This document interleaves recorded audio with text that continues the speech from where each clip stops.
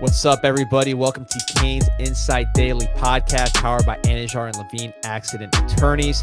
It is Pop-Tart Eve, big bowl game against Iowa State tomorrow. So we will be talking to Alec Busse. Busse was cracking already. Cyclone alert at 247. Going to really break down that game. A very interesting matchup. Fun team to talk about with Iowa State, the way they throw the ball down the field. I like the matchup for an entertainment standpoint. Should be a fun game to watch. We talked to Alec and break it down. Also going to talk about Miami's newest commit, cornerback Emmanuel Karnley, 6'3", from Arizona, redshirt freshman, very talented player. A lot of teams after this cornerback. Miami obviously doesn't need a corner. They're not done with Karnley, but he's definitely a big step in the right direction. First, talk about some folks that are always taking steps in the right direction as Anajar and Levine Accident Attorneys. If you or someone you care about has been injured in an accident, you could be entitled to significant compensation. Dial 1-800-747-FREE, 1-800-747-3733. Take back control of your life with Anajar and Levine. Pete, hop in. D, all those years of you making fun of my voice cracks are finally catching up to you. That's a few in a week span here, so... What can I say? I'm getting younger by the day. I can't help it. It's all the talking, man. When you talk a lot like we do, we're doing 2 shows nowadays. So, yeah, we're 3 shows today if you count the fact that we're recording this baby early. But excited to talk to Alec. He was great. The fun matchup, Pete, with the fact that Miami's there with Cam Ward to throw the football, going to be down some receivers, but still going to throw the football, score some points. Iowa State, you think about them 3 yards in a cloud of dust, but that's really not this Iowa State team. They're out there to throw the ball too. Yeah, and it's a team who, similarly to Miami, I mean, they were a game away from the playoff if they win their conference championship against Arizona State. Arizona State handled that game pretty easily, but this is a team that has a lot of motivation. As Alec told us, most of their guys are going to be playing. You got the quarterback playing. You got your skill position guys playing. So you're getting a full team there that pretty much immediately said after their last game that they wanted to play in this game. So because there's not really guys who are highly rated draft wise for this year. So that is a big part of it as well in terms of their motivation heading into this one. So if you're Miami, you sometimes in these bowl games, you're watered down as a roster, but the other side is pretty watered down. If you're Miami, you're going to have some young guys probably playing bigger roles than they did most of the season. You're going to be getting it against a pretty full other side there with Iowa State from what it looks like. So you have a pretty good thing to base it on in terms of the film you're going to be looking at. Yeah, but look, you're rolling out there with number one, right? You got Cam Ward, you got your offensive line, you got Arroyo, you got Ruben Bain, Simeon Barrows playing, Damian Martinez. I mean, you got guys that can play ball. So let's roll it out and see what we can do. It should be a fun game. I really enjoyed talking to Alec about the matchup. But one thing that struck me from that conversation is the 2 wide receivers, 2,000-yard receivers for Arizona State, Jalen Knoll, Jaden Higgins. Jaden Higgins from Westminster down here in Miami, Florida, went all the way to Ames, Iowa through junior college. One player that I wish that we had for that game, but that we did just add to the roster, Emmanuel Karnley, and that is our Beacon Adjusters Player of the Week. This is a cornerback from Arizona, redshirt freshman, 6'3", about 185 pounds, super athletic. We'll pull up his huddle here because that's the best film we got from high school, from Antioch, California. This is a guy, 2-way player in high school, really kind of developing in the cornerback position, a little young, kind of like OJ Frederick in that way, but super fast at 6'3". The PFF grades weren't the best. He had some ups and downs, was inconsistent as a redshirt freshman, but man, this guy had a lot of love in the portal. You had people that are personnel guys, coaches saying that he played better at times than DeCario Davis, the star corner on the other side at Arizona. You look at the teams after Emmanuel Karnley, Ole Miss, Michigan, 2 teams that play pretty good defense, particularly with their corners. Both have draftable high draft picks this year at the cornerback position. In Ole Miss's case, one from the portal. So they know what to do out there, and they both wanted this kid. And I think when you see the high school highlights, you see that just the reactionary quickness at 6'3" is pretty unique. He has ball skills, he's physical, and he has that speed. So at a position that's very much a traits position, a guy like this who's played so many snaps as a redshirt freshman, who has that size and speed, you take him and you develop him. Yeah, the closest thing that I can think of in terms of this size and speed recently is a Tariq Woolen, the guy that I remember watching him at the Senior Bowl before he really took off in the draft process, and it was all traits based, man. Was it a finished product? No, but if you can get some sort of fluidity out of 6'3" with that speed that he has, right? And again, the fluidity is really what makes it tough for guys at that size. If they don't have it, then it makes things very difficult there.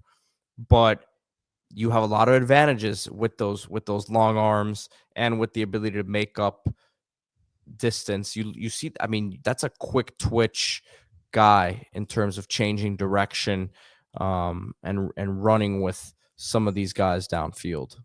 Yeah, and this is not the end of it. You added Charles Brantley, who's another 4-star corner from the portal, much different profile, smaller guy, way more productive because he's a senior and he's got ball production. He's been just a very very good player in the Big Ten for Michigan State.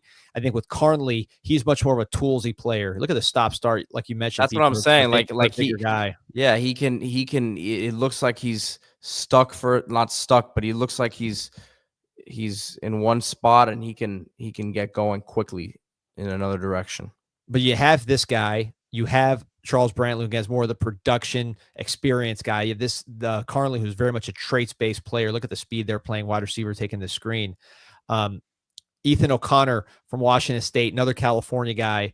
Miami's making a strong bid there. The Washington State corner with 5 picks last year, sorry, 4 picks last year, including some game winning plays. So another long player from that old Pac-12 there. Ball hawk. Georgia's after Ethan O'Connor. If Miami can beat Georgia there, you add 2 really twitchy California redshirt freshmen playing in that old Pac-12, bring them across the country to Miami.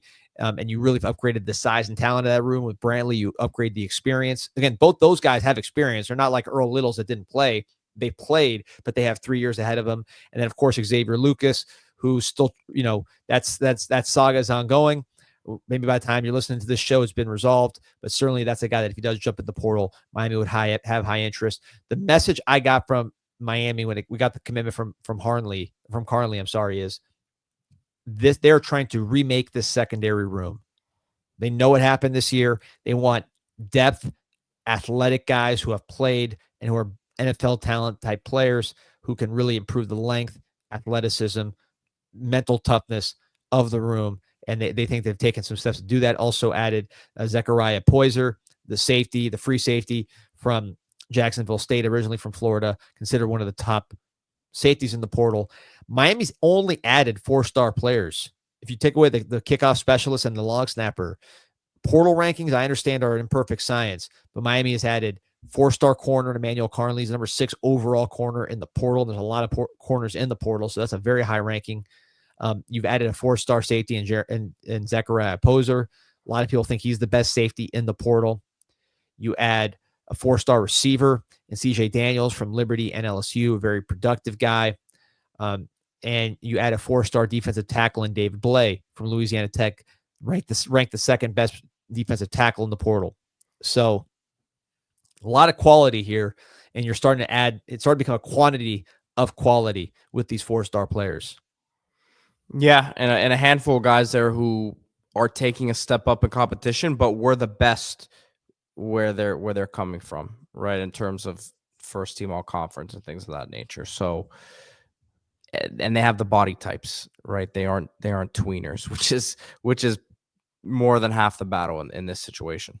Yeah, and if you're talking about the right type of adjuster, and your property has been affected by Hurricane Helene or Hurricane Milton, Beacon Adjustors Group is here to help. With years of experience handling storm-related damage, we work tirelessly to ensure you get the compensation you deserve. From assessment to settlement, our team of trusted experts will guide you every step of the way. Don't face the aftermath alone. Let Beacon Adjustors Group restore your peace of mind. Call us today. This would be California, Florida, Texas, wherever you're at. If you've been affected by storm, call Beacon Adjustors Group to take that off your mind, ease your burden. 954-466-4224, 954-466-4224. So be looking forward to this interview here with Alec.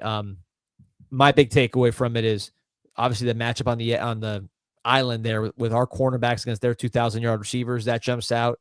And then Cam Ward with this defense, it's not going to rush him. He's going to have all day to throw. He's going to be able to run and check down if he wants, but they're going to try to take away that deep pass. Are we going to be patient on offense, or are we going to be hunting the big play?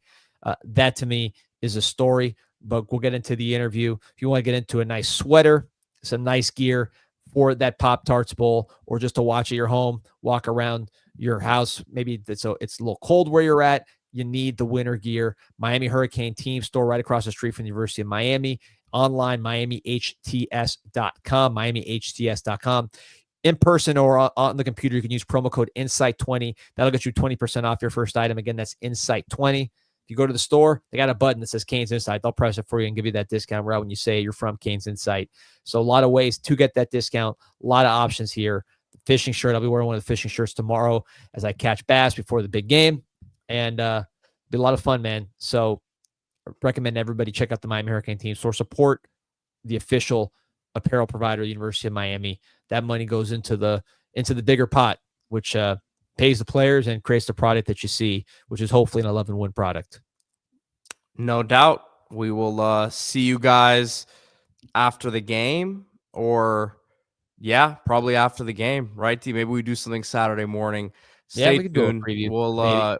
We're bringing the podcast equipment with us because D and I are both hitting the road to support the team in Orlando. So we'll see you guys sometime over the weekend here. Appreciate everyone for listening to us. And again, up next year, we have Alec Busse from Cyclone Alert on the 247 network. You can lead. I can lead? Okay, cool. All right. Did you guys just hear that firework outside? Did you hear that or no? Yeah, I heard it. Yeah. Okay. Hopefully it's not people in the neighborhood, or hopefully it's not too loud during the interview. But all right, ready? All right, joining us now on the CanesInSight podcast for the last time this season, man. These have been great insights all year long from opposing reporters, and we have Alec Busse today from Cyclone Alert 247. You guys go follow him on Twitter. I'm going to pull up his page right now. Alec_Busse does a great job covering Iowa State, the team, for, again, Cyclone Alert 247. So go check out his work there in the lead up to Saturday's Pop-Tarts Bowl. And Alec, you're there in Orlando already. D and I actually get up there tomorrow, so might see you up there. But what are the vibes like there, man, already early on in Orlando? Have you been around the teams at all? I think you just got there, so probably not. Yeah, it just landed. It's magical, as all the commercials say. Sorry, I just had to get that pun in there. No, it's been good. The weather is warm, which is nice coming from the Midwest, where it's obviously pretty cold and snowy and rainy and all the bad winter weather mix. So it's nice to get down where it's warm. And then I appreciate the Pop-Tarts Bowl and the Florida Citrus Sports Committee group of people feeding me lots of pizza, a Rice Krispie treat, and then a free Yingling. So free beer, free cold beer, hard to beat. So I'm pretty pleased right now and happy to be talking with you guys about the game. No Pop-Tarts yet, though. I'm surprised. No, I do have a box, though, actually, on my nightstand now. Okay. Well, listen, I don't know. Maybe if you pull up the box, they'll pay you for your mentioning of it. No, don't worry about it. Before we get into it, are you guys like Pop-Tarts people? Did you eat them as kids? Do you eat them now? Like, what's your favorite flavor? You know what? I never. I would have them here and there growing up, but it wasn't like a staple in our house. I don't know about you, D. Listen, I think definitely growing up for sure. I'm a little older than you guys, so it's a 90s deal all the way. But yeah, no more Pop-Tarts. Yeah, I can't do it. Can't do it anymore. But you know, I can understand the nostalgia around it, like you said, D. I mean, it's been funny to see the social media stuff. I think the Canes fans are still not feeling too great after where they could have been this season in the playoff potentially, but excited for this one, especially with Cam Ward playing now, right? So before we get into the matchup itself, though, Alec, we kind of like to talk about the state of the program, so to speak, for the team that Miami's playing this week. Iowa State, Matt Campbell, one of the longest tenured coaches in college football, which is crazy. Been there like 8 years, right? But really interesting journey for him as a guy who was like at one point the wonder kid in the coaching community, a guy that was every cycle NFL was interested in him, and had a couple 8-win seasons early on there, stumbled. Then they have the Fiesta Bowl win, season in COVID year, stumble, and then we're here, a 10-win season. You go to the Big 12 championship, and I think if you're an Iowa State fan, yes, you would hope that you could get to the absolute pinnacle, but at the same time, the consistency, there's something to be said for that. So let's just talk about where the state of the program is in terms of the health and Matt Campbell. I mean, is it a surprise he's still there after all these years?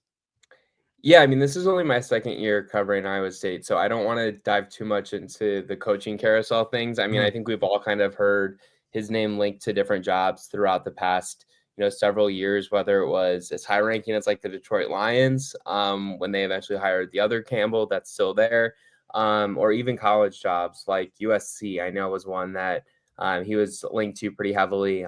Previous carousels, I think he's shown interest in a few other jobs. I know that he spoke with North Carolina before they moved to hire Bill Belichick as well. So the state of the program, quite frankly, is at an all-time high, I would say, just because of his direction and his leadership under the program.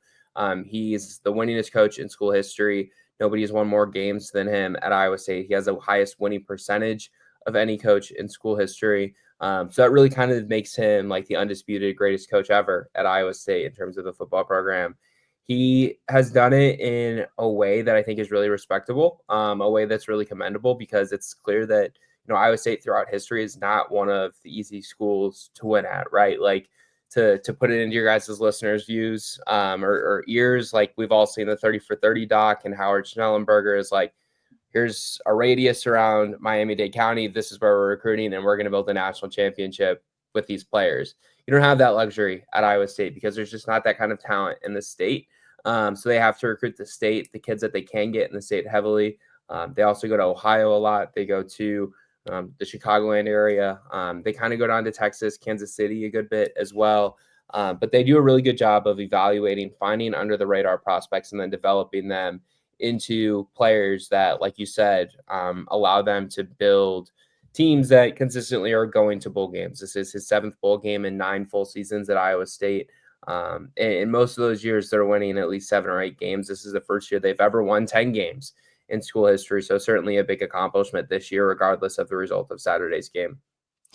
Alec, you mentioned they go everywhere. One place they went is down here in Miami, for Jaden Higgins. And it's such an interesting division of labor there at receiver, because you look at the stats, you have Higgins and Jalen Noel, both 1,000-yard receivers at Iowa State, which, that was a surprise to me. But then you look at the third receiver, it's like 129 yards as far as the wide receivers. So very much a two-man show there at receiver, but it's a good show. How important have those guys been to Iowa State this year? Yeah, I would say that they're at the very top of the list when you think about the top playmakers, most important contributors to this year's team. They're the only duo in the FBS this season to each have over 1,000 yards receiving in the entire country. So that says a lot about the type of impact that they've had for Iowa State. And when you can kind of put it into a national picture, it just kind of increases the impact that they've had for the Cyclone offense. They've combined for about 15 touchdown receptions on the year. Higgins is more of that outside target for them, someone who you're going to see line up on the sidelines. They like to go to him in the red zone. Whereas Jalen Noel, someone who's been with the program for 4 or 5 years now as a senior, he's more of your slot receiver guy. He's going to get open over the middle of the field, has good speed, not breakaway speed, but is fast. And they like to go to him in the red zone too, because he just gets open. So I would say that those two guys are at the top of the list, especially on offense, of like key players to know if you're a Canes fan entering Saturday's game, especially when you kind of consider some of the weaknesses of this Miami defense, especially in the secondary, where they've been prone to giving up some explosive plays at various points this season. So those two players could have a big impact on Saturday's game. Alec, you said they go everywhere, but between Higgins and the quarterback Rocco Becht, he's another Florida boy there from the Tampa area. And you talked about, obviously, Miami's had issues in the secondary this year. We talked about the receivers, Rocco Becht at quarterback for the Cyclones. For someone who hasn't had a chance to really watch him play like a full game, How would you describe his style of play to the Canes fans? Yeah, I would describe him as a quick decision maker. I think he would self-admit this year that his accuracy maybe wasn't at the level where he wanted it to be. A season ago, he completed about 62 or 63% of his passes in his first year starting for Iowa State. This year, it sunk under 60%, so closer to that like 59 area in terms of his completion percentage, which I think frustrates him. He'll struggle throwing to the ball to his left more than he does to the right or over the middle of the field.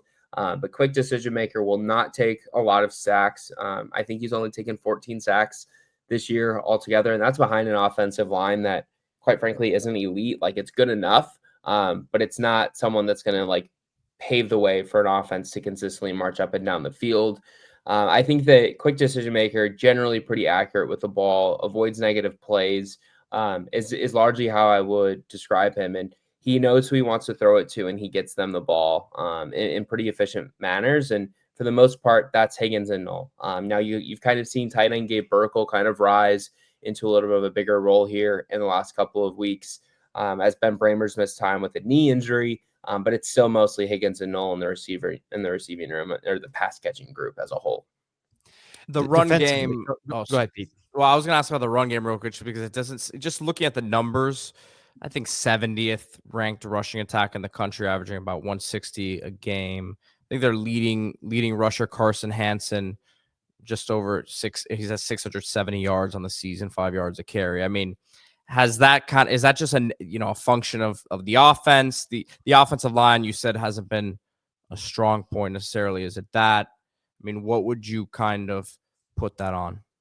Yeah, I think it's a combination of the offensive line maybe not being road graders for the rushing attack, and also like they don't have a Breece Hall, a David Montgomery type back in the backfield like they've had in the past. I mean, those are two of the better known running backs in the NFL right now, and I don't think that Carson Hansen or Abu Sama is that type of back for the Cyclones this year. Abu Sama was expected to take a pretty big step forward this year as a true sophomore, and I don't think he ever did it. Those expectations were kind of heaped on him because of a 600-yard freshman season with 4 or 5, maybe 6 rushing touchdowns. But if you dive deeper into his freshman year numbers, about half of those yards and 3 of those touchdowns all came against K-State and the snow to end the regular season. I'm sure some of your listeners have probably watched that game or remember watching it or seen different highlights of it. I mean, they were all touchdown runs of like 60, 70 yards in the snow. So he was expected to take a step. He hasn't. Hansen, though, another fellow sophomore, I think has really taken a step, and I would say he is their number one back. He's more of a physical runner, not someone who's maybe going to beat you to the edge and turn it upfield.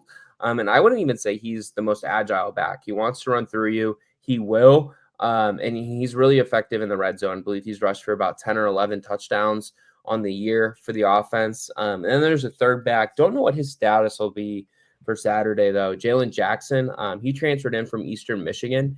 He had 2 really good games for Iowa State early in Big 12 play, played well against Houston, played really well against what would have been West Virginia, and then really blew up against Baylor as well. But he was arrested for an OWI shortly after the Big 12 championship game.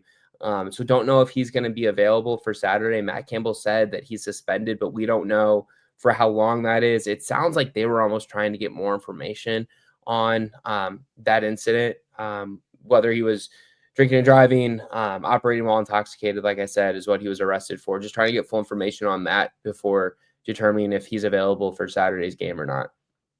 Gotcha. And defensively, when you look at the stats, it says, in terms of the numbers, not that great against the run, very good against the pass, not a lot of sacks. Now, I understand that Iowa State, the way they play defense is their safeties are very much parked back there. They're dropping a lot of guys. They're not rushing. So those numbers, maybe somewhat by design.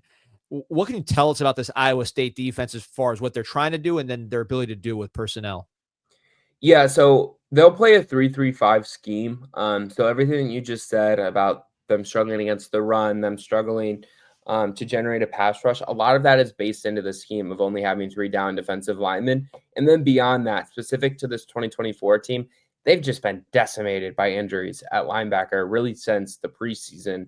So that kind of takes away some of your pass rush ability and some of your ability to defend the run and tackle effectively.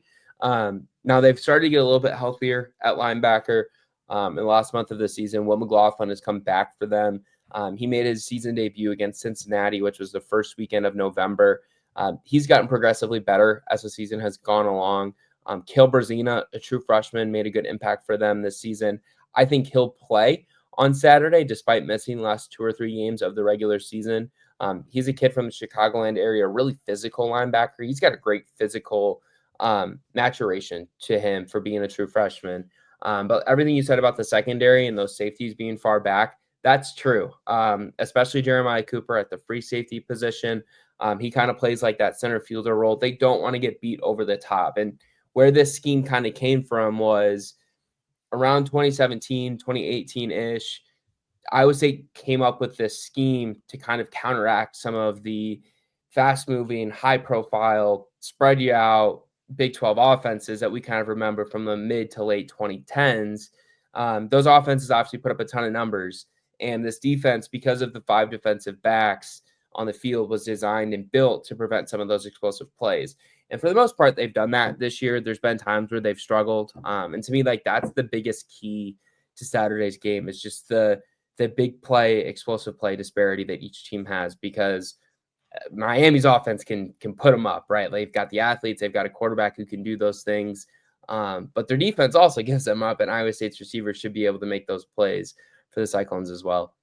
Yeah, no, one thing I'm worried about, but before I get to Pete, is just Cam Ward. He's aggressive, right? So it's almost like that defense is really daring him to check down, hand the ball off, and not try to go over the top.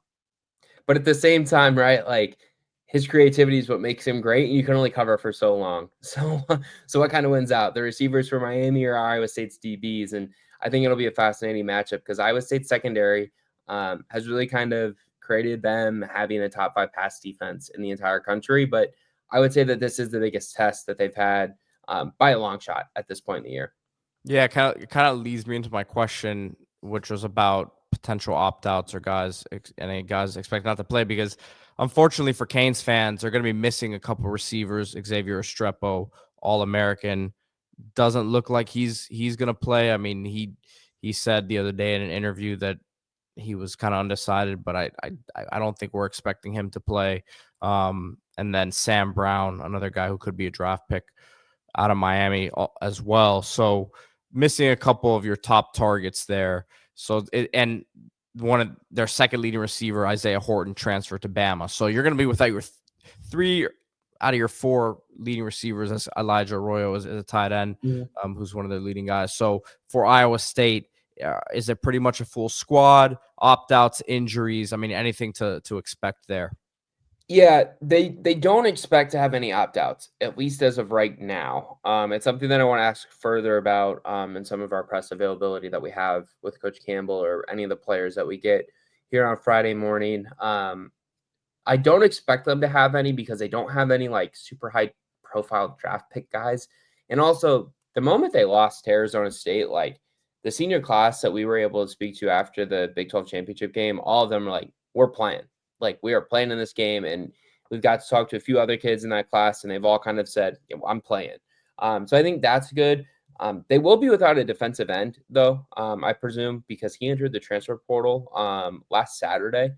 Tyler Onyedum, he started for them each of the past 2 seasons, so that could affect their pass rush a little bit. Onyedum, to me, was probably their best defensive end, up there with Joey Peterson, who's a senior. Will play on Saturday, I fully anticipate. I would say Onyedum is the biggest X factor in terms of not playing for Iowa State right now. And then if you see a corner like Darian Porter choose to opt out, that would hurt. Beyond that, if you see Higgins or Knoll opt out, that would obviously be a crusher too. But I do expect those guys to all play. So looking at just Iowa's season and their team, Iowa State. I know that. Sorry, it's 8 o'clock. We're recording late here today. Late. I've been chasing kids for 3 hours here. So Alec, when you look at this Iowa State team, what would you say is their identity? Yeah, I think offensively, it's kind of counterintuitive to what the program would typically like it to be. I would say they use the pass to establish the run, where typically it would be the inverse of that. They rely on Rocco Beck to get the ball to their 2-star receivers. And for the most part, that's worked for them throughout the season. And that's why they got to a 10-2 regular season record. Defensively, the numbers don't always bear it out, but I do think that this is a pretty consistently competitive defense at the very worst. They've had moments where they've struggled. You think obviously to the KU game where they got gashed. I think you obviously can point to the Big 12 championship where Cam Scadaboo kind of ran all through them. And then obviously Sam Levitt had a really good game in the Big 12 championship as well. But for the most part, I think it's a pretty consistently productive defense. So I do respect what they can do on that side of the ball as well. I think what has allowed them to get to this point in the season is it's just a really strong senior class that has brought the team together. It's a really cohesive, tight, connected group with really strong leadership at the top. And it starts with Matt Campbell, but I think the senior class has a lot to do with it as well. Do you have anything else you want to ask Alec? Alec, man, no, appreciate you. Looking forward to this game. It's going to be, I think, the best game of the non-playoff calendar here, or maybe one of them, because it should be a fun matchup, high flying, and really looking forward to it. So hope we see you in Orlando. If we don't, enjoy yourself, enjoy the Florida weather, and looking forward to a good game. Hey, appreciate it. Yeah, I think it should be one of the good ones too. I think it's got shootout potential written all over it, which I don't know, man. We've had some 5-6 overtime games here. It's that's a pretty high bar. It's got the potential, I think, to be a good one. And I'm certainly excited for it too. I feel like if you're going to be in a bowl game, like the last thing anyone wants is a 13-10 final. Like get me like 38-35, one team over the other. That's like, give me some entertainment. Listen, with Miami's defense, that should be no problem. Alec Busse from Cyclone Alert on 247 Sports Network. Thank you once again for your time, man. Appreciate it. Yeah, thanks for having me on, guys. This an insight to the Canes, and you know we ain't playing no games. Joaquin said dominate, so that's what we do. Home of the legends and 7th floor crew. Down in Miami where hurricanes brew. You here for the rumors, we bring you the news.